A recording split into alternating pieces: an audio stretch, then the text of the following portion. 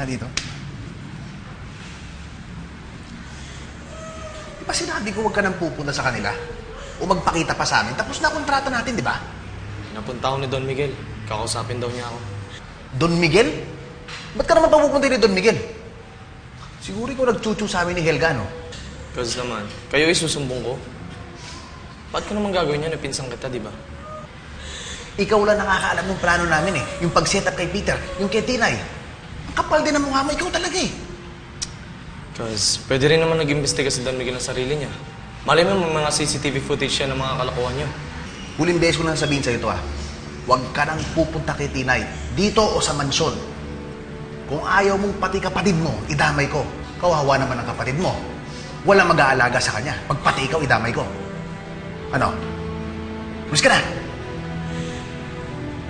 Alis na!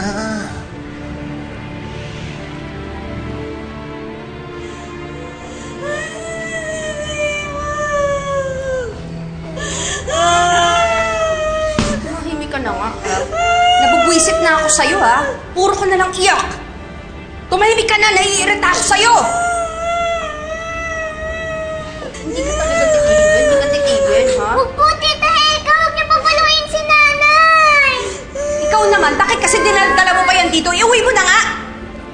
Ha? Sa susunod na lumabas pa kayo ulit ng bahay, lalong hindi nyo makikita si J-Pop! Ang bad-bad niyo po!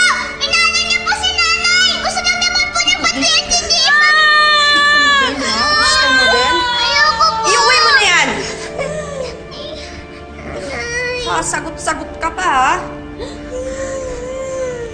Okay na. Asan na po si Reggie?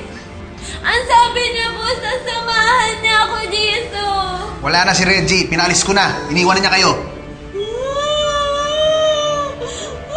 Patahimikin mo yung dalawang patahimikin mo, ha? Pag hindi ako napagpigil.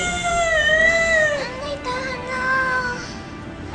Asan na si Jipa? Kanina pa ako naririnig sa dalawang yan.